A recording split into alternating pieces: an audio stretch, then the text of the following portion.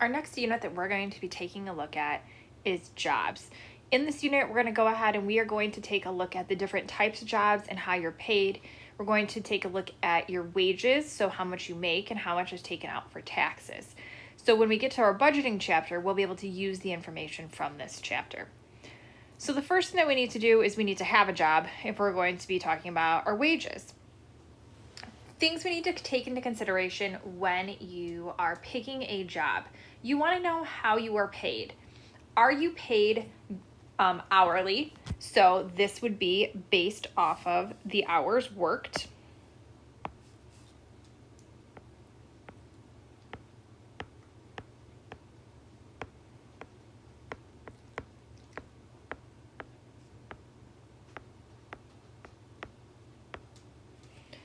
So some jobs that are considered hourly would be something like a retail job might be hourly.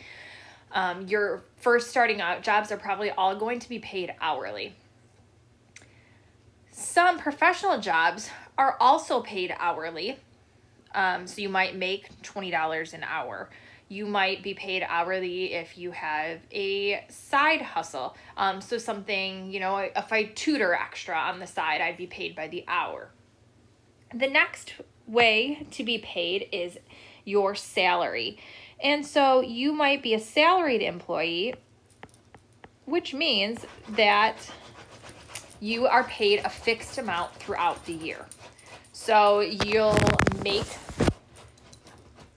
have a job offer that will give you an amount, and that pay is just separated into however many paychecks you have for the year.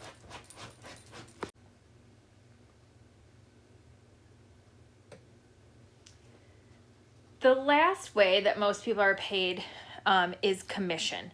And if you're paid on commission, then you are usually based on sales.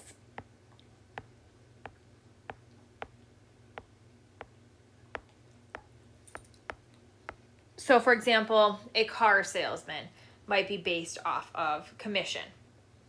Some jobs have a combination of these. So some places you might have a salary plus a commission, or you get paid hourly plus a commission.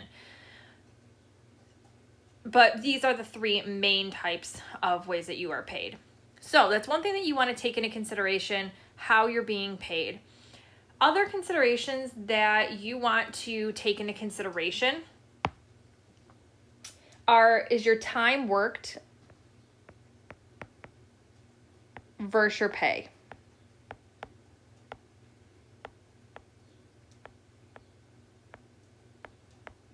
How much do you make per hour if you're being paid hourly? Are you working 40 hours per week and you're making X amount of money? Does it seem to balance out for you? You want to think about travel. And not just does your job require you to travel, but you want to think about your commute. So how far is your job from your home?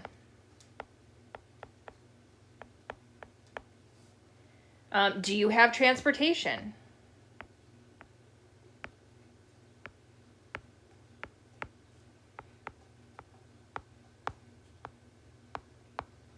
So if your job is 50 minutes away by car and you only have a bicycle, then you're probably not going to want to take that job unless you're going to end up paying to do a ride share or something like that.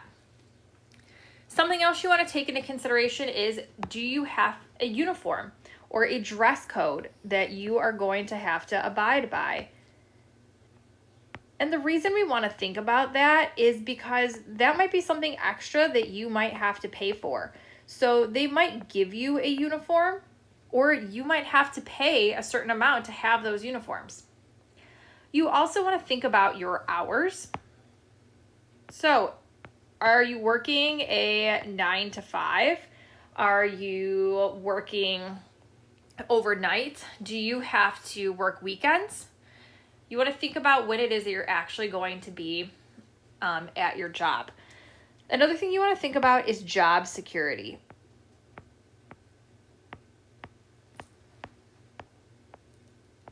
And so with job security, you want to think, is it a new company?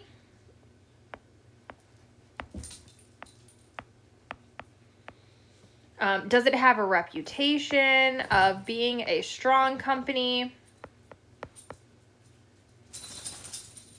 Is there a union? And so when we're talking about things like that, you want to say, okay, your best friend decides to start this company and, you know, it's been around for a few days and he asks you to join. And are you going to want to risk that job or risk everything by joining that job and just hoping that it works out, or is it really backed? When we're talking about a union, some jobs have unions, and so what unions will do is, yes, you'll have to pay union dues to be a part of them, but they also help you out in case that you were going to be fired unlawfully. So there are teachers' unions, so public school teachers belong to teachers' unions. We here at DC, we do not belong to a union. Catholic school teachers don't have unions. Something else you want to take a look at is you want to see, is there any opportunity for growth?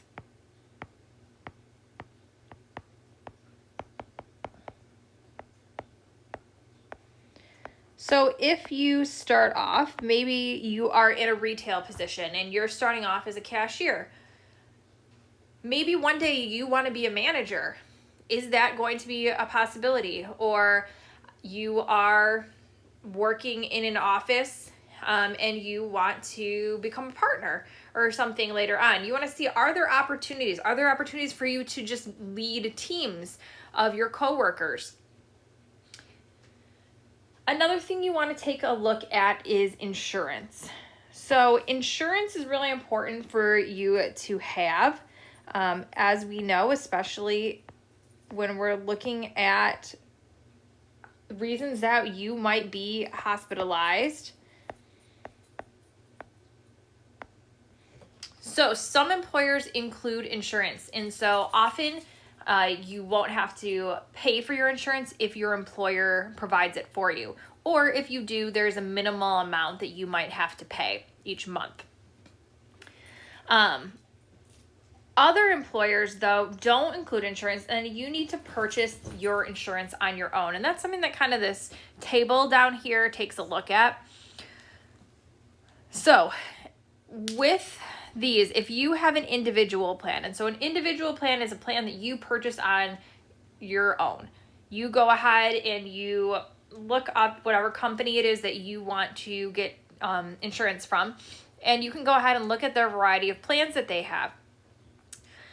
So if you are paying for it, you can choose a plan that includes whatever doctor it is that you want. So you've been going to the same doctor for a long time, you want to stick with them, you can do that. With an employer plan, you often have to choose from a list of doctors that are in their network. Sometimes your doctor will be a part of that network already, but other times they might not, so you might have to choose a new physician. If you have an individual plan, your coverage sticks with you if you decide you're going to switch jobs.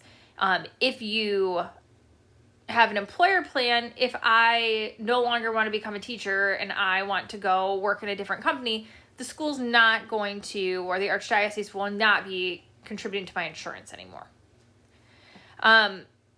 They both can cover pre-existing conditions. Again, the biggest thing is that the employer will usually pay for part of this. So you want to kind of keep that in mind when you're budgeting if you're going to have to pay for your own insurance. And the last thing that you really should consider when you are choosing a job is if they offer any retirement.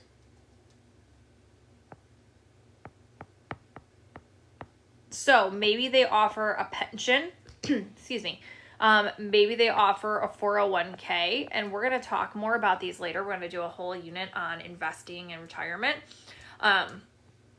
But you want to have something, if this is going to be your job that you're going to keep into your adult life, those are kind of things that you want to take a look at. Some of these things aren't going to necessarily pertain if you're looking for a summer job and you're going to work at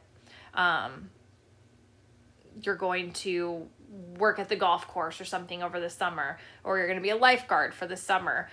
But if it's something that you are going to want to keep this job and this is going to be something that's going to support you, these are some things that you do want to take into consideration.